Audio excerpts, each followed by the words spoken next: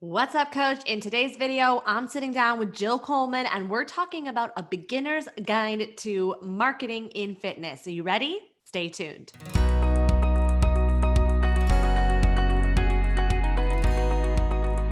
What's up, coach? Welcome back to the channel. My name is Beverly Simpson. I'm the owner of B Simpson Fitness and the founder of the PT Profit Podcast. And today we're rolling another interview that I sat down with one of my first business coaches, not my first, but one of my firsts, Jill Coleman. She really, if it weren't for her, there's no way that I would be here today hanging out with you. So it was a pleasure and a privilege to get the chance to sit down and talk to her. Now, if you like this video, go ahead, hit like, hit subscribe, and tap that bell to be notified when the latest and greatest videos come out. So in this video, we're going to be talking about the nuts and bolts of getting started in marketing in the fitness space online. So let's roll that interview. Jill, I'm so excited that you are here. Thank you so much. Truly, it is a pleasure and a privilege because the truth of the matter is that there is no way that I would be where I am today without you. And I'm so grateful for you in my life and super excited to dive into this show. How are you? I am so good. And I'm so excited to just be able to see your face and chat with you. And I just love so much what you're doing and cannot wait to just get into all the good stuff. Yeah, so let's just go ahead and dive in. Can you tell us a little bit about who you are, what you do, who you serve, and how you got there? Yes. So I do have a online fitness and nutrition brand called Jill Fit. And I started actually a decade ago this month. And it was literally October 2010. And at the time, internet business, it was a thing, but it wasn't as big as it is now. So for me, I started out, this is kind of like the golden age of blogging. I was a blogger at the time and I was a full-time personal trainer. I was running a university fitness center at Wake Forest University in North Carolina. And I was so maxed out, working about 70 to 80 hours in the gym. And I kind of saw people around me starting to do blogs. And I had tried one in 2007 that, of course, I couldn't keep up with, like most people can't. But in 2010, I was like, you know what? I really want to make this happen. And I don't know what it's going to look like yet. I don't know what my online business is going to look like, but I have a whole bunch of ideas in my brain. I have workouts, I have recipes, I have tips, I have tools. Let me see if I could just put them in one place so people can get that content, people who live outside of Winston-Salem, North Carolina. And so honestly, the opportunity for me at that time was just consistency. I wasn't really like a genius when it came to biochemistry. I certainly wasn't like, a hormonal specialist or anything like PhD level, anything. For me, I was just really good at being consistent. And I churned out a ton of content over the first 2 years. We actually blogged at Jill Fit every day for 2 years. And so it wasn't mind-blowing content. It was very simple recipes, workouts, tips, tools, stuff like that. And I just got really good at building a loyal readership because we were so reliable. Like we were just always there. We always had new content. And so now I would not necessarily recommend that strategy today, but what it did was it helped me get a lot of reps and it helped me just build a body of work that people got to know me. And over time, we started getting more inquiries for one-on-one coaching. So that was kind of like the first iteration out of personal training, was one-on-one coaching online. And so I was like, well, I don't know exactly how this works, but I'll just take one client and see how we do. And over the course of the first 18 months of the business, we had over 100 clients. And when I say we, I said I have 5 actual coaches working underneath me. And we were all doing one-on-one sort of meal plans and workout programs. It was great, except you know exactly what happened. We totally maxed out. Time for money again. So now instead of being totally maxed out in the gym, I would come home from the gym at 8 o'clock and I'd write meal plans and programs until 1 a.m. So I kind of doubled my work. But I was stuck. I didn't know how to scale. I didn't know how to automate anything. I didn't know how to create more like self-paced courses or group programs. And not many people were really doing those kind of things at that time. I'm sure there were, but I wasn't in those pockets. And that was when I sort of reached out and got my first business coach. And it was 2 years into the business. And it was a huge investment, so uncomfortable, but I knew that I didn't have answers and I felt super stuck. And when I did that, the most powerful thing about investing in myself really was about the action it forced me to take to make the money to invest. So if anyone is listening to this and you've made a big investment in a business coach or in your business, you know that oftentimes it's not like the thing that you learn in the program, it's the person you know have to become to sort of justify that investment. So for me, I was a fitness person who had a business. I had to become now a businesswoman, which is just totally different. That's a totally different skill set. And you guys know that because you're listening to this podcast. So you're not supposed to know sales, marketing, all this kind of stuff. It's a totally different skill set from being a trainer. And it was at that time that I started doing business coaches. People were asking me, how are you doing what you're doing? And I didn't know everything, but I knew at least what I had done to grow my business online to a 6-figure company within about a year and a half. And so I just started teaching that model for a while. And of course, it's changed over the years, but I make probably now 2/3 of my income through online coaching for fitness professionals in the business realm. The other third is direct to consumer fitness and nutrition, still sort of self-paced courses. So I have my hand in both pots. I love working with Gen Pop and I really love working with professionals. And it's been, so far, it's worked out okay. That's amazing. And listen, I'll say too that when I made that decision and invested in your mastermind, I have made some of the most, like my best friends have come from that program that I still talk to. Right. So it's so powerful. Not only are you going to potentially say to yourself, teach yourself, listen, I am serious. I'm a businesswoman. You're also going to put yourself in the room with people who are going to become your potential business partners, your best friends, and do the same thing, which I think is really powerful. It's so powerful. And it's even more powerful if you're in a group with people who are similar to you. So anytime, I always tell people, like, and I run a mastermind now, which is kind of like my higher tier sort of business coaching. And what's really powerful about the group is that everyone found me of their own accord, right? They found me from some piece of content or my personality. They attended a webinar or something happened that they felt like, you know what, I know Jill, I like her and I trust her on some level. And so they all were sort of independently attracted to my business. So that's good for everyone in the group because that means they're probably similar to each other too, right? Because they were all attracted to the same coach or the same mentor. And so oftentimes, every once in a while, I'll get kind of an outlier where I'm like, how did you find your way into this group? Like, it's just a weird sort of like personality, not quite a match. And you know me, Bev, like I'm very sort of direct and very action oriented. I'm probably not going to be that like in your feels coach where it's like, let's talk about like, you know, I don't know, your childhood. Like we're probably not going to talk about that. It's going to be very like tactical, very strategic. So every once in a while I'll get like a little bit of an outlier, but for the most part, everyone who's in that group are very similar. So it's not surprising that you would connect with them on a human to human friend level, right? And then you can create collaborations. And I know for a fact you've done collaborations with different people in the groups and stuff. And you take those relationships way beyond the mastermind and for years to come. So it's magical. Yes, for sure. So I'm curious, in this vein, when we're talking about like minds, being attracted to like minds, and you have facilitated lots of groups and group coaching and group masterminds, I'm curious how you have navigated the different energies of people feeling like they're comparing themselves to their colleagues. How have you been able to navigate those relationships for people to feel like, well, she does the same thing as I do? How have you been able to navigate that and also help people stand apart?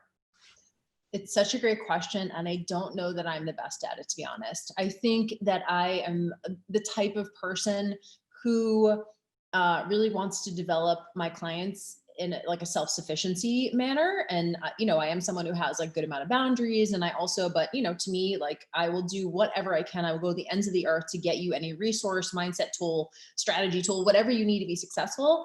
But when it comes to like dispelling comparison, number one, I can say that I think that's a little bit more prevalent at the beginning of your journey. I think it's really easy to sort of like catch the like shiny object syndrome at the beginning, because ultimately that's what it is, right? Like if you're not sold on what you're doing, you're going to be much more likely to think you should be doing something else because that person is doing that and they're generating however much money and they have all these followers, whatever. And you go, maybe I should do that, because you're not solid on your journey yet. So I will say that most people I know who are at a level of, have reached a level of success aren't doing that anymore. I think you're the most susceptible to comparisonitis at the beginning because you don't know that you're good yet. And that's normal. Once you start having some of your own wins and you're at this place, I'm sure now, Bev, where you're like how could I even compare myself to anyone? Like, it's not even, we're not even in the similar like lane. We're not in the same lane. We're not in the same, like you probably now see all of this as so different.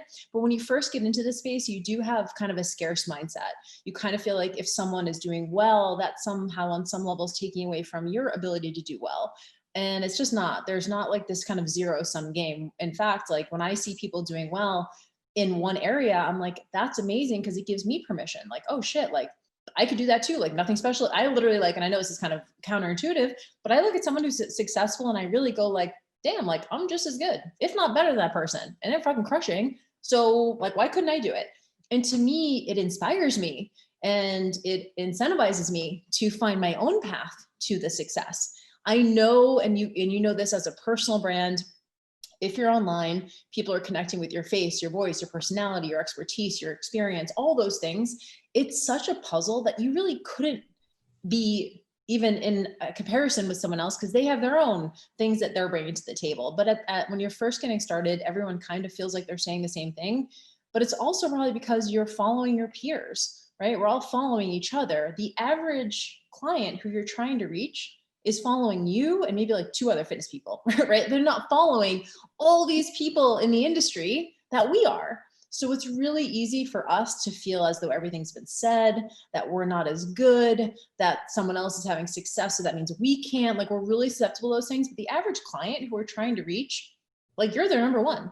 And to me, I'm like, I find a lot of like solace in that. And I'm like, you know what?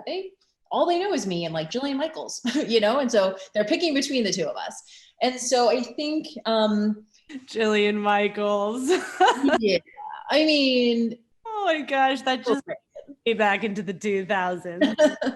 I know. I'm like, is she still relevant? So anyway, to that end, I think that one of the ways that we can help our clients maybe pull themselves out of that is start to really get excited about their own gifts. You know, I think at the end of the day, like we personally have to go, you know, like what is different about me? And oftentimes it comes down to your experiences. It comes down to your stories. It comes down to your struggles. It comes down to your quirky personality traits, you know, all those kind of things. When I think about health coaches and, you know, all these kind of internet coaches and, you know, personal brand people, most of us have around the same level of credibility. Most of us have around the same level of certification, right? It's like NASM or ACSM or like NSCA or something. Like there's not, unless you're like a PhD or a doctor, you're pretty much around the same level of expertise. So the idea that that you can compete on expertise, I think is a little short-sighted. I think that the opportunity, if we're going to compete or find our own lane, is going to be on the other stuff. It's going to be on your stories. It's going to be on your struggles. It's going to be on your voice, your personality. It's going to be, you know, and these sort of quirky things that you do that set you apart. So I don't think try to be the smartest. I don't think that's ever going to be the thing that you're going to, I don't think that's the award you're going to win. I think the race that you're going to win is the unique things that you bring to the table, those unique personality traits that your clients are attracted to. They're not going, oh, Bev's so smart, I want to work with her. They're going, she gets me. Like, she totally gets me. She, you know, she likes her coffee the same way. We read the same books. Like, she cusses, or like what, like all those kind of things are really what is going to make that client to coach connection really unique. And when you think about it that way, no one can compete with that. It's one of the many things I love about you, but is that you really have embraced, and not only like you don't just say it, you live by it. You operate from this abundance that looking at somebody else's success means nothing about your success. It just means that that's what's possible for you. And I think that's so important when you're navigating this new online space, because it can be so easy to go in there and be like, well, I can't say it better than she did. Right. You're Where do just you go from there? Like, where do you go from there? Like, that to me is like, that's a dead end. So I'm going, okay, well, if that's a dead end, where else can I go? You know, what else can I do? And oftentimes, like I said, it's oftentimes when you haven't had success yet in your own thing quite yet. And so you're really susceptible to like what other people are doing. Maybe I should do a webinar. Maybe I should do a challenge. Maybe I should do, you know, like you're just constantly inundated. Look, there's no shortage of ideas. Like, you can do so many things in this industry, but how you're going to arrive at success is going to look so different from someone else, right? Like, you might have a six-figure, multiple six-figure, seven-figure business, whatever, but it's going to look, the way you got there is going to look so different. And so the idea that you could even compare, to me, is just futile. It's not really even possible, but it does happen. And so I want to validate that. And I think, you know, sometimes we'll see this even in the body change space. For example, let's just say you had adrenal fatigue or something, and you're having to like take a lot of time off, and you're having to like, really kind of maybe even gain some weight to get your period back or something like that, we'll look at someone who's like, losing weight or getting ready for a show or, something like that. And we'll feel bad. We'll feel like, oh my God, like I should be doing that or whatever. I certainly went through that period when I stopped competing and I moved more into moderation 365, which is my nutrition philosophy. I had those feelings of like, should I be leaner? Should I do more? So it started there. And then of course it translates into business. If you don't take care of it, it translates into the next sort of venture that you do. And so a lot of this comes down to also just self-trust and building your self-worth and understanding that you have something valuable to offer that is completely unique from someone else. I love that you're also bringing in the fitness, because if you look at the fitness space, everything works. Every diet works and they're all competing with each other, but yet every single diet has success stories. So it's not about, finding the right one or the right way. It's about what works for you, both from a mental resilience place as well, which Yeah. is brought up, which I think is so important. It really is. And it's funny. I think about, especially now in this space, like 2020 versus 2010, when I started, in 2010, there felt like there was a lot of online coaches. So it felt kind of crowded. Now it's really crowded, right? Now it's like way more crowded than it was 10 years ago. But back then, 10 years ago, 20 years ago, I kind of think about it like, I think I might've given this, you might've heard me use this analogy before, but coaches were kind of like, like in the 50s, there was like 3 types of ice cream flavors. It was like chocolate, vanilla, and strawberry. Like that's all you had to choose from like 10, 20 years ago with online coaching. Now, if you walk into your local ice cream shop, there's 20 versions of just chocolate. There's chocolate chunk, there's chocolate chip, there's double chocolate, triple chocolate, death by chocolate, right?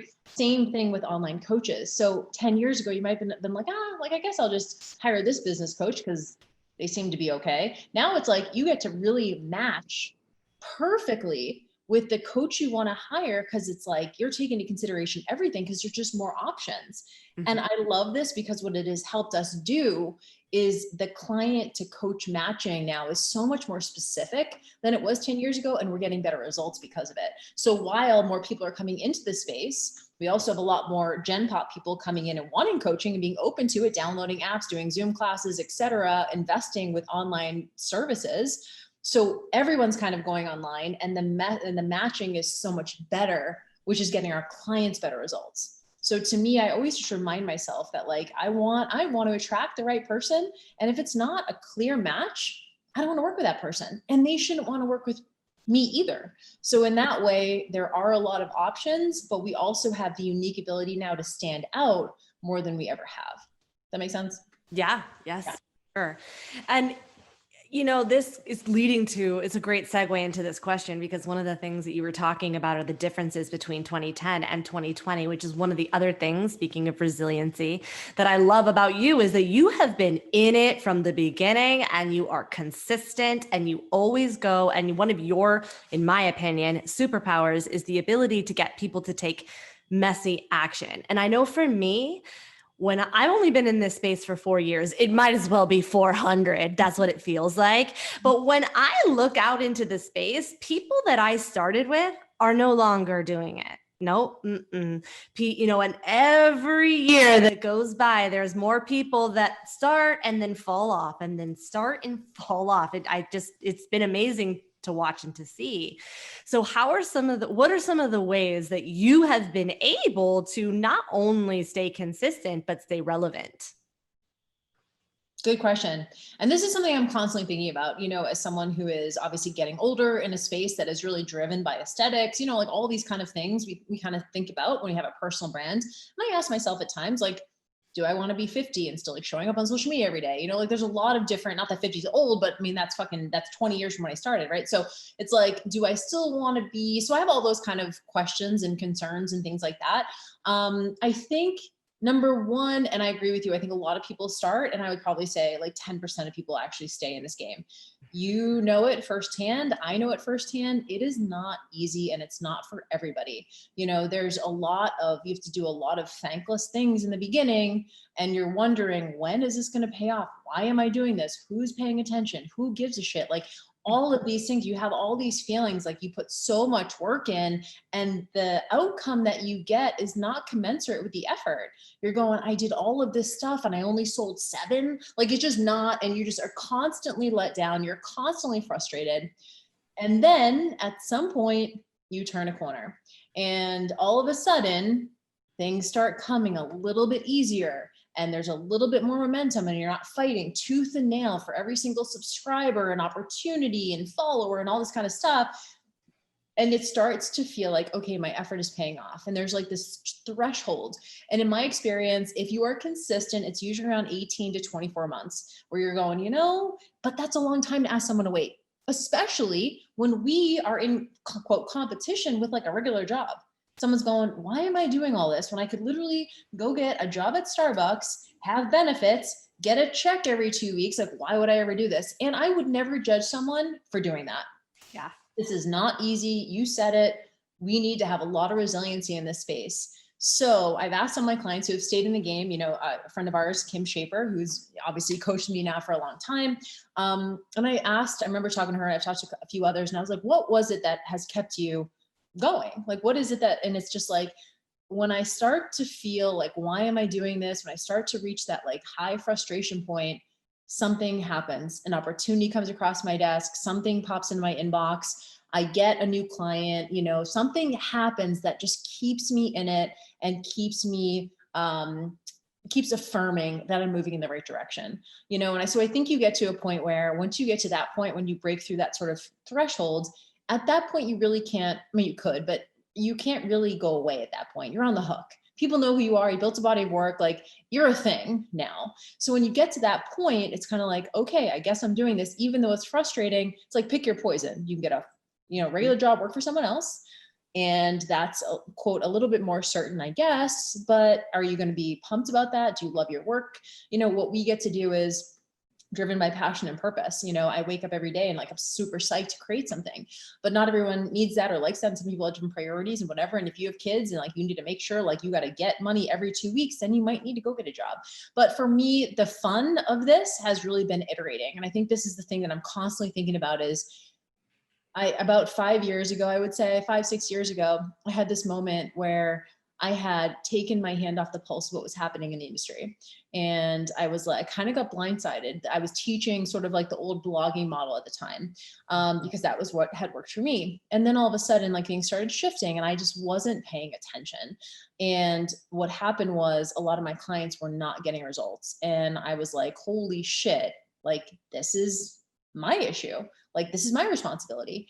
And so I had that moment. And from then on, I was like, it is literally my job. It's literally my job to stay up on what is actually happening in the space, which is why I still love having that like third of my business that is Gen Pop. Cause like I'm literally doing it in real time with my clients. I'm talking to my clients all the time and I'm with them and we're texting back and forth during their launches. I know what's going on in the space like minute to minute now. And so to me, that has helped me continue to iterate and go where the momentum is and get super clinical. I don't get at all ego about my shit. That's the thing is like, I think I was holding on so tightly to that original model because it was what had worked for me, and giving it up felt like, oh my God, if I give this up, then where am I going? Now I just look at everything like a puzzle. I'm not attached to any certain way of doing things. To me, I'm just like, what is working? And let's go where the momentum is there. So the iterating has been a way to stay relevant. But it's not for everyone. Like I have a lot of energy and I like to like be on top of stuff and I like to take a whole bunch of calls and I like to be in the trench with my clients. Some people get tired, some people get burned out, and that's fine. I would never judge them for that either. But I found a way to really just like oscillate my energy so that I can stay up on it and stay excited about the changes and not feel like they're frustrating to me. That makes sense? Yes. And I love that. And I think that when I look back on my time, from the beginning, I think one of the things that I believe in lessons. So I am so grateful for every failure that I deemed at the time. Like I will never forget. I mean, I would have calls with Jill and I would be crying on these calls about like, why is it not working? And I look back on it now and I'm so grateful because for me, I found that people that have success early and fast, they have a misconception of really what to expect. Their expectations of conversions and what's going to happen is just, in my opinion, they fall harder because they had accidental success. It's the people that are in the trenches that keep getting the lessons that end up being exponentially growing. Absolutely. Mm-hmm. Yeah, no, it is. I mean, it's funny. I mean, you were always a dream to work with because you were just like a huge action taker. Like I would just be like, cool, do this. You're like, done. Like it just literally was the easiest. And I think I attract people like that anyway. So for you, we got a shitload of lessons when we worked together because it's like, boom, boom, boom. Let's try this. Let's try this. Let's try this. You know, it's almost like, and you really had what I consider a pivot mindset. It was like, okay, we're like, this is not working. Let's go over here. Okay, this is not where we want to go. Let's go over here. Like, and I think back to our conversation around resiliency, my mantra has been for the last several years, I can see this as a pain or I can see this as a puzzle. Mm-hmm. And I think when I get so caught up in the emotional attachment to the outcome, like, and again, that's normal because this is our baby, right? We're like birthing a creation into the world and we're putting it out there. And then we're like, I hope people buy this. And it's scary because it's our thing. We just want people to like it. We want them to like us. And so I think it's really easy to get really emotional about the outcome. I wanted to sell 30 and I only sold 11 or whatever, right? And we catastrophize and make that mean that like somehow we're bad at this or we shouldn't be doing this or it's all bad. It's never going to work. Like we go 10 steps down the road when really it's just a marketing issue. Like to me, I'm just like, this is a puzzle to be solved, right? Like you're an expert, you're good at this. We just didn't put the language together. For whatever reason, it did not connect with the person. So we just need to get better at marketing. We need to go back and build more trust. We need to get more people in the pipeline. Like it's always a marketing puzzle. It's not like a you problem. And I think when you can start to detach that emotional component and just get really clinical in your business, I think it takes time to get there. When you can get really clinical in your business, then you're able to just go, well, we ran up against a dead end. Where do we go from here? Instead of just getting super emo and then like going and crying in a corner. And then it takes you like months and months and months to get enough like courage to do the next thing. I think that's common at the beginning. I think everyone I know who's a successful business person at this point just is like, cool, that's a dead end. That's a no. Where do we have to go from here? What's the workaround? What's the next step? We got to go back to the drawing board. And it's very clinical. To me, it has to be, or else you're going to give up. Absolutely. And I think too, this is one of the main reasons why I think it's important to always have a coach and why as a coach, I will always have a coach because there are things, that you can't change what you can't see. And that this conversation, sometimes when we know better doesn't always mean that we do better. And there are still things that I will, like for me, I teach messaging. So I get super attached to my copy. I think, oh, my copy is brilliant. And I'll put it out there and it won't land. And I'll be like, what the F, right? This is the best thing that since sliced bread. What's wrong with these people? Right. So easy. It's so easy to be like, these are just cheap people, right? Like if we could just blame the client, we could be like, I think I just don't have people that pay money. And it's like, everyone will pay money if they see the value. And it's not that it's not valuable. When I say they don't see the value, I'm not saying it's not valuable. I'm saying for whatever reason, we haven't communicated the value appropriately. And that's just a marketing issue. So we just got to get better at that. So it's very clinical. And I think once you make that shift, you're able to stay in the game. Like your ability to be clinical and to be objective is your tenacity tool. Yeah, it's for sure. So, I'd love for you to go into, because I know that you had recently talked about this on Instagram, what are some of the common misconceptions or misconceptions is probably the wrong word, but what are some of the common mistakes that new trainers that are entering the online space typically make when they're starting to present and put together their online offers? I'm like, what Instagram post with that? I think that there are. I kind of think about it in terms of when I think about putting together an offer, I would say probably, especially for newbies to the space, one of the biggest mistakes that I see is they're just too multi-passionate and they're not breaking through with any one thing. So for example, when I talk to someone, and this is just normal because we are, we're like multi-passionate humans. So someone will come to me and say, well, I want to talk about nutrition and macros. And I also want to, do like Metcons and like fitness stuff and like get stronger and like get buff. And then I also want to do like, mindset too, because we know it's about mindset also, but then like personal development, like I would love to have like a book club and I'm like, Yeah. I mean, I understand that you are passionate, but you can't be multi-creative. You can be multi-passionate, but you can't be multi-creative, at least at the beginning. And so you need to break through in one of those things first. There's almost like this trust barrier that we have, right? Like we have to kind of break through. And what I see a lot of new coaches doing is because they're so excited and they have multiple things they're interested in, they're kind of throwing like these little darts at this thing. And it's like mindset, fitness, nutrition, relationships, personal development, like all the things you're excited about. They're showing all these like, but no, it's none of them are big enough to break through. And then once they're like, you know what, I'm just going all in on macros. Like that's just going to be it for me. I'm just going all in on macros. Doesn't mean every once in a while I don't share the book I'm reading or, talk about a little personal development thing, but like 90% of my content is going to be around nutrition and macros. And like, I just want to be known for that thing in the space. Now, all of a sudden we have a battering ram, and all of a sudden, all of our content, all of our effort, all of that consistency, we're able to break through that trust barrier. And on the other side of that trust barrier is the momentum. That's when people start to really see you as that person. What's that like one word or one idea that is going to be synonymous with your name? Oh, Bev, she's the one who does that podcast. She's the one who does this. Like it should be like one or two words. So I'm not a huge fan of like, I help statement. I think that's fine. I help blank do blank. I think that's okay. But even shorter now, like one word, Jill is moderation 365, or, Eve is macros. Like I just need like one or two words to describe that person. And if someone can't summarize what you do in one or two words, then it's too much shit. You're not going to break through. On the other side of the trust barrier, you can go in whatever direction you want to. Let's say you break through in macros and you're like the go-to person for macros. And like, that's just you're like, and now all of a sudden, maybe you want to do business coaching. Awesome. Now you have success in one area. So those people who have gotten success with you in that area are more likely to come over and do business coaching with you because they trust you in one area, versus you being like, yeah, I do business coaching and nutrition and fitness. Honestly, I would not recommend someone set up their business like I have, because I do have fitness and nutrition sort of content as well as business content, but it only works because I broke through with fitness and nutrition first. And then people start asking, oh, what are you doing? Like, how are you building your business? Maybe I could build my business, right? So I do work with a lot of beginners as well because of that. They've had some sort of transformation, nutrition transformation with me, and they're a professional and they potentially want to do some business stuff too. So I'm glad that you bring this up, because I think this is something that's come up for me and my clients, and I'm sure it's come up for you too, is a lot of people will ask me, do I need to have multiple Instagram accounts?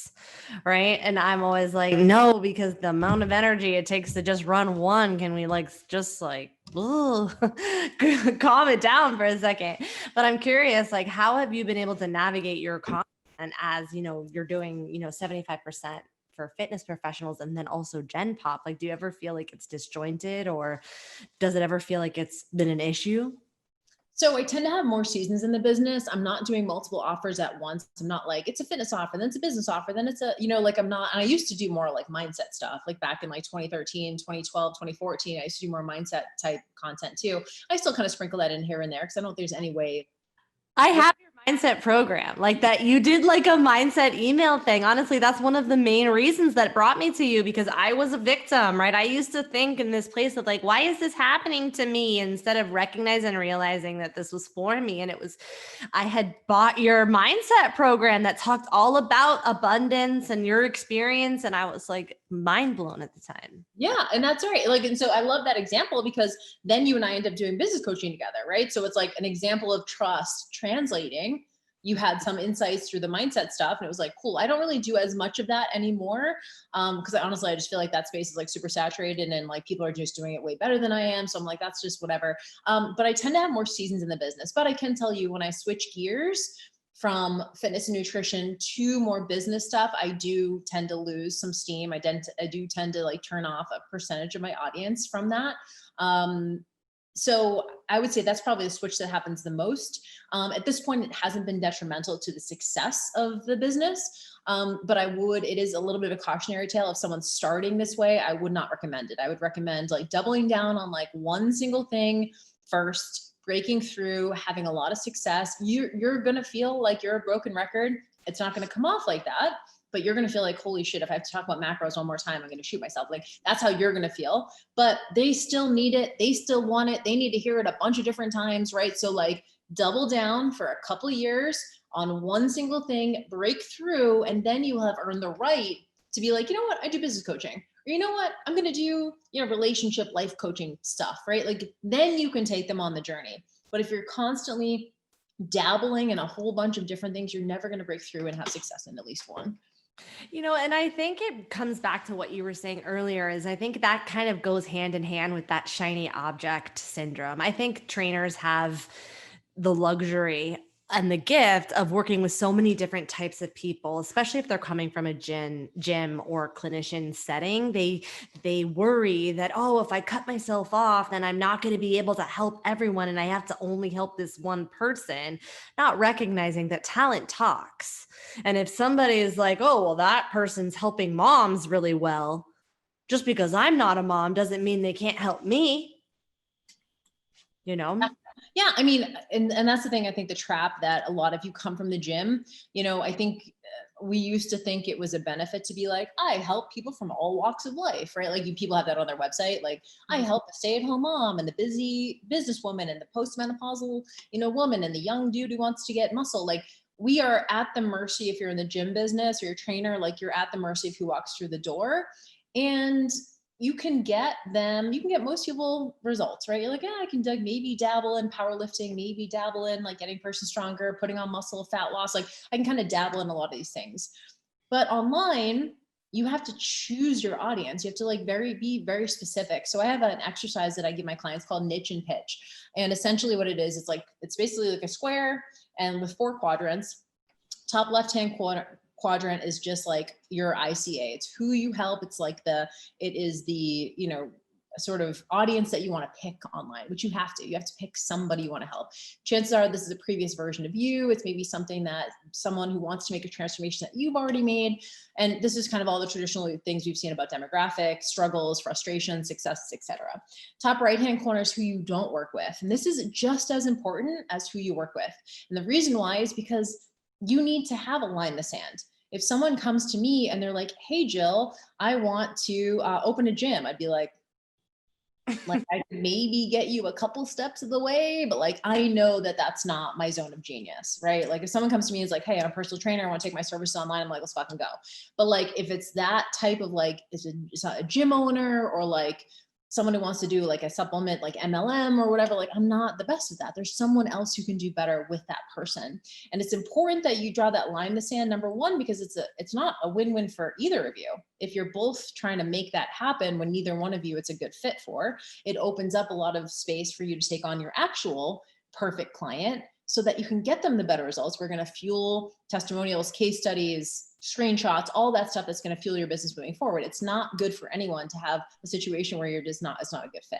Bottom left-hand quadrant is, so it's who you work with. It's what transformation you're the best at facilitating, right? So what are you the absolute best at? Someone came to me and was like, hey, Jill, I want to do a powerlifting competition. I'd be like, probably not. I could maybe help a little bit, but it's probably not me, right? But if someone comes to me and it's like, hey, I have an obsessive kind of personality around food, I really want to break through and have more food freedom, and this is just the thing that I want to double down on, I'm like, I got you, right? That's moderation 365. That's my zone of genius. Bottom right-hand corner is what you don't do, what you don't help with, right? So it's things, again, someone comes to me and they want to start a supplement line. I'm not your person. They want to start a, clothing line, not your person, right? So you have to be very clear on who you work with, who you don't work with, what transformation you're the absolute best at facilitating, and then what you don't do. Now that when I say what you're absolute best at facilitating, what I mean is double down on that shit, right? That's your zone of genius. Put your stake in the ground as the person who does that the absolute best and be known for that thing. But you have to choose it versus at the gym, where you want to help everybody. And that's great. But online, you have to choose it, or else you're going to spend your time just really not making you're not going to make any sales because no one's going to know what you're known for. Mm-hmm. I think that's one of the lessons that I've talked about and on this podcast. It's one of the lessons I wish I had learned faster, which is that, and I think that's just part of starting out and wanting to, be liked by your peers and colleagues. But I wanted to talk about fat loss, and I should have just talked about fat loss faster. But I just took so long. It was I was always talking about it in a roundabout way. And it was Beverly, get it together. Just talk about fat loss. Well, especially because there is obviously like a push in our space right now. Like we don't want to like body shame people and want to make sure that we're not like fat phobic and whatever. But when we have clients coming to us who are going like, I want to lose fat, I want to do it in a healthy, responsible way, like they shouldn't be going to Whole30 or whatever they're going to. They should be going to you. Right. Yeah. So like just say that you're the best at this thing. You're the best at sustainable fat loss, and like put your stake in the ground and be known for that unapologetically. But I get it. I think we have a lot of considerations at first for sure. Yes. So I'm curious, we're talking a lot about, clients and work as coaches working with clients. How do you navigate? You kind of talked about it a little bit, and I'd love for you to go deeper about, navigating and evaluating your level of responsibility when it comes to client results. And I think that this is important, as personal trainers, because like you said, people will say like, oh, well, I just can't work with anybody because I only get the broke people or people who can't afford it, or my clients don't get results because they have all these hormone things and I can't help them. Like, when do you draw your line of responsibility for what you're responsible for and results and what you're not? I think you start that before the sale even happens. I think it's important that you set expectations ahead of the sale and pre-qualify people for the sale. So what I mean by that is I'll do sales calls for some of my higher ticket coaching. And one of the things I tell them at the beginning, especially if they're more like an intermediate to advanced online business owner, is I will just literally say like, hey, just so you know, I keep a pace in this program. And so if you still feel like you're like struggling with a lot of like mindset issues and like imposter syndrome and stuff like that, like I'm probably not going to be the best coach for you, because I already assume that you're the shit. Like you already have a level of expertise and competency that you're bringing so that we can just get down to business. And it's going to be very like action heavy, strategic, like very tactical, like moving pretty quickly. So I just want you to know that that's the kind of person I am. So I say that on the sales call so that if they decide to move forward and we decide to move forward together, that like, if they're really struggling with not taking action, I can be like, hey, remember when we talked about this? And it's not to make them feel bad or shame them, but like, I'm like, okay, for whatever reason, you're not taking action. Let's lower the barrier to entry and figure out why that is. I personally, and I have not always been this way. It's embarrassing to say, but I take a lot of responsibility for my clients now. I hold myself to a super high standard and I hold my clients to a very high standard. And when I say that, I don't mean that I like get mad at them if they don't do something. I'm not like a judgmental coach. Like you can come to me and be like, you know what? I haven't done anything in the last 2 weeks. I have a lot going on at home, whatever. I'm like, cool. I will literally just be like, this is a puzzle. What's the smallest thing that you can do in the next 2 weeks? Like, let's start there. So I personally take a lot of responsibility. It's actually a huge pet peeve of mine when coaches are like, well, you can lead the horse to water, but you can't make him drink. And I'm like, I think we have a lot more power than we think we do. So for my clients, as an example, if they're running up against a block, if they are running up against like, maybe they just, I don't know, here's an example. So one of my clients was getting a lot of organic traffic from Google. She had this like SEO optimized website, ton of traffic to her site. And then all of a sudden Google changed her algorithm and all of a sudden her traffic tanked. She's getting a lot of leads. She's probably getting 20 or 30 new email leads a day, like literally just for free off of Google, which is amazing. And she was getting a lot of leads and people in the pipeline for one-on-one coaching and stuff. And then like over time, like the Google traffic just absolutely tanked. And she was like, I don't know. And so for me, I was like, amazing. We have a lot of other resources. Obviously we can move to paid traffic. We can move to all these other things, but I was like, cool. Who's doing traffic the best? Like, I'm literally like, I take it personally. Like it's my responsibility to go out and find and curate whatever tool, resource, contact, book, course that she needs to make that work for her. Like to figure out what that's going to look like for her. I take that very seriously. I'm not like, okay, well, like, let's just, I don't know, like keep moving forward in the business. Yes. But also I'm like, what tool, resource, puzzle piece do we need as a team to move forward? And, that's the responsibility of the coach. The client doesn't have that insight, right? They don't have that like high level perspective. They're just stressed about what's going on in their business. It's my job to keep a level head and to be the one with like the steady sort of like encouraging, like pace. Like it's my job to stay level headed and to help them continue to move forward despite that struggle. And so I take it very seriously. I don't know where the line specifically is. I think I do give the benefit of the doubt. I think a lot of people come into a coaching program with the best intentions. I think they, especially with fat loss or body change or something, they come in with like the absolute best intentions.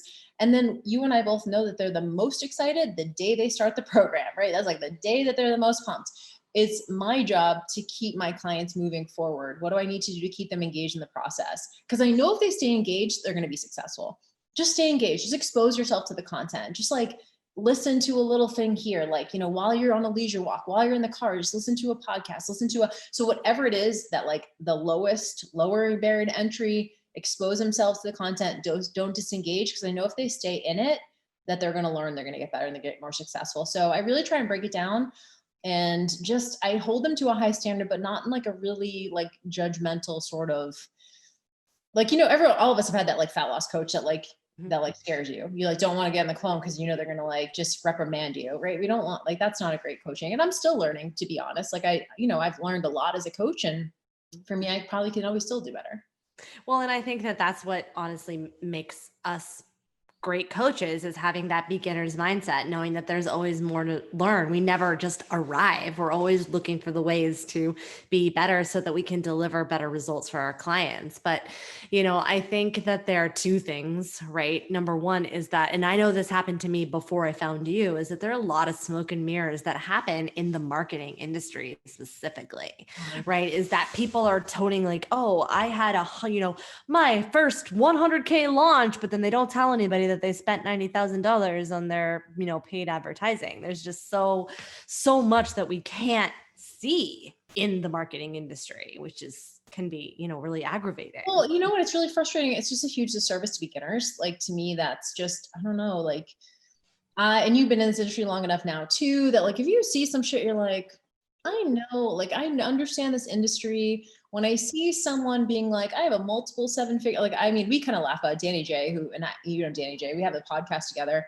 We kind of laugh about like literally everyone puts seven figures in their Instagram bio now. And I'm like, it's just everyone's just like handing out $1 million businesses right now, but they don't tell you that they're doing literally like $1 million in paid advertising, right? Or like or they made $1 million over the course of the last 5 years, maybe, like they're just leaving a lot to the imagination. And that's a marketing tactic, right? That they're not being specific for a reason.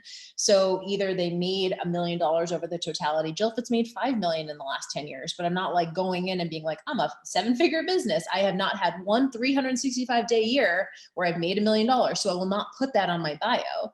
So they're not talking about paid traffic. They're not talking about, and some people are just like blatantly lying too, and that's what is really frustrating sometimes about our industry. So as a consumer, especially if you're new, because you're gonna be much more susceptible to it at the beginning, just always ask questions. Just always, because if someone is a really integrous business owner, they will not have any problem pulling back the curtain on their business with you.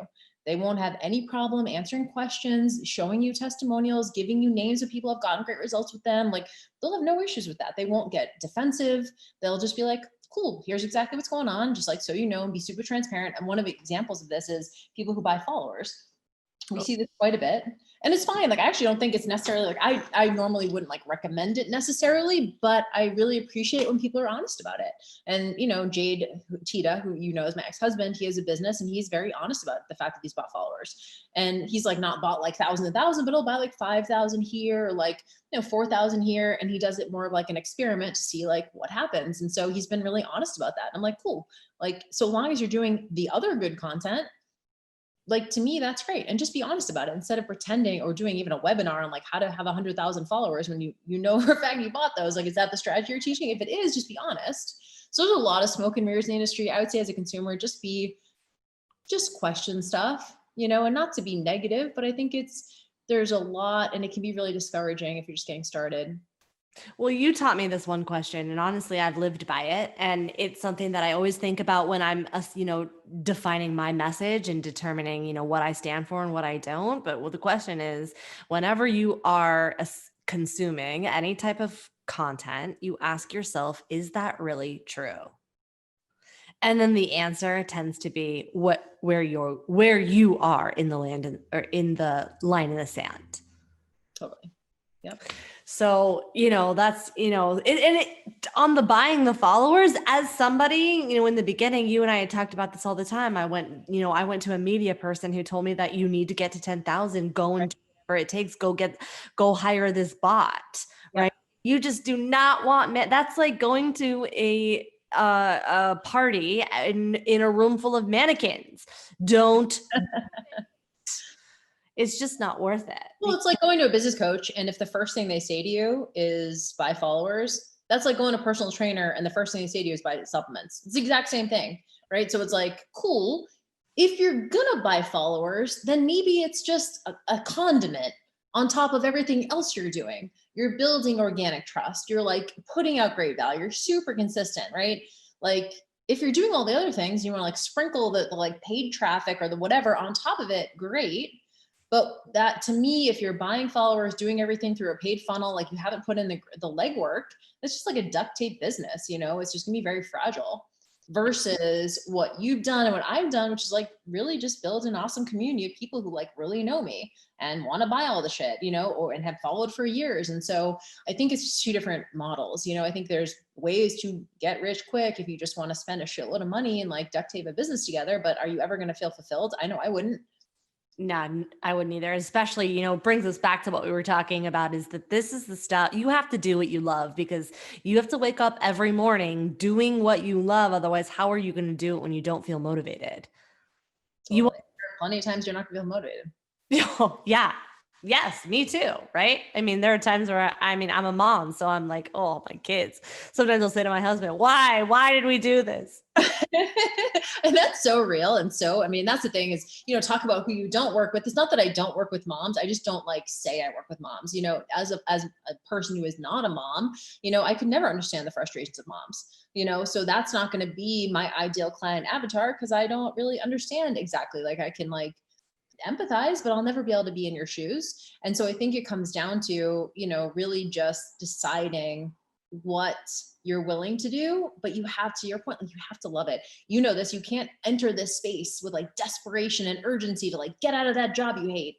If you're operating from urgency and desperation, you are going to burn out so fast because the first year the work is just managing your expectations. That's it. The entire first year is just managing your own expectations. That's the hardest part about the beginning, is just constantly having to reframe shit, reframe it.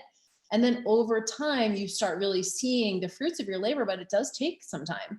And so if you can't have those conversations with yourself, and if you can't really like find the like love and passion and purpose inside, you're going to quit so fast because like I said, the beginning, it is a little bit thankless.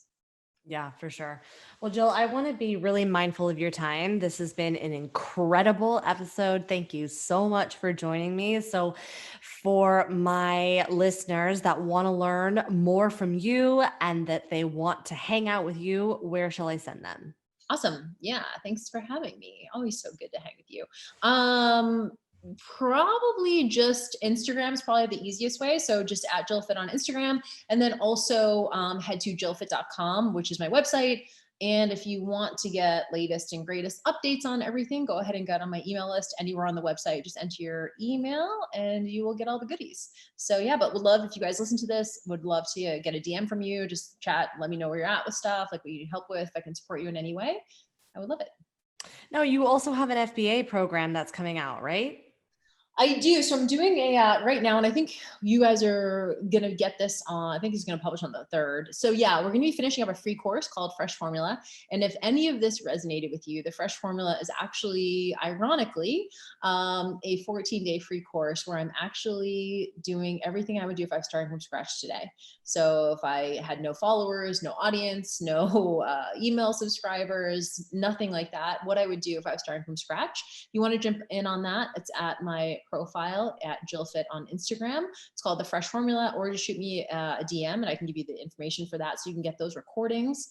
And then I'm launching a beginner to business course called FBA, or Fitness Business Accelerator, for people who are very beginner to internet business. So you don't have to have a website, you don't have to have an email list, you don't have to have any lead magnet, freebie, anything like that. Just a passion to help people and to want to take your in-person services online. So if you have any questions about that, again, feel free to shoot me a DM and we can chat there about what you might need. So cool. And we are going to for sure link all that up. Plus, Jill, she did mention that she is the co-host of the Best Life podcast, which we'll also link up in the show notes. Yay. So thanks so much, Jill. You're the best. Appreciate it. Bye, guys. Talk to you soon.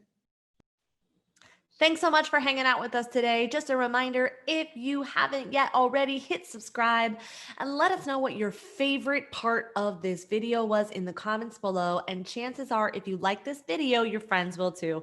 So be sure to share it and tap that bell to be notified when the next latest and greatest video is available. I'll catch you on the next video.